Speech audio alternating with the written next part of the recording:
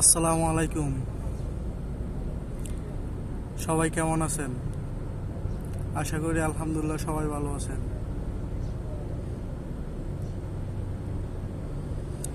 তো আমার কথা হলো, যারা নতুন প্রবাসী আসবেন মিডিল কান্ট্রিতে,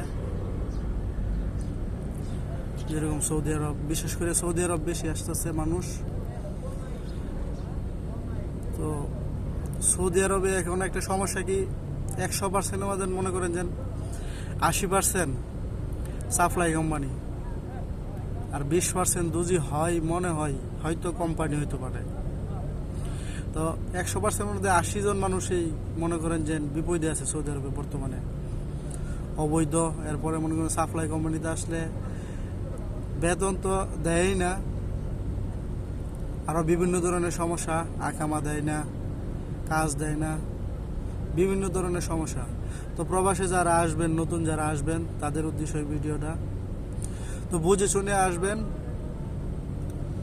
সব কিছু দেখে শুনে তারপরে আসবেন, কারণ আমাদের দেশে প্রবাসে আসলে অনেক টাকা প্রয়োজন।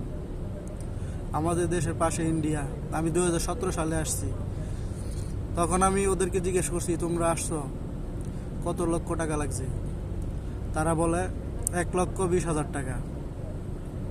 আর এখন 2024 সাল, এখন আমি জিজ্ঞাসি, আমার কোম্পানিতে লোক আসছে, যে কত টাকা খরচ হয়েছে। 1,20,000 টাকার উপরে কোনো লোক বলে নাই। আর আমি যখন 17 সালে আসছিলাম 2000, তখন 4 লক্ষ টাকার উপরে লাগছিল। আর এখনও 4 লক্ষ টাকার উপরে লাগে।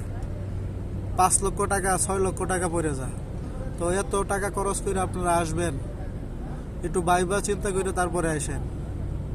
বিদেশ আসলেই যে প্রতিষ্ঠিত হয়ে যাবেন তা কিন্তু না।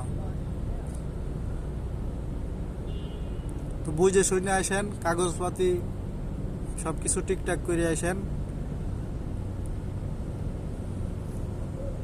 এই পর্যন্ত আমার ভিডিওটা।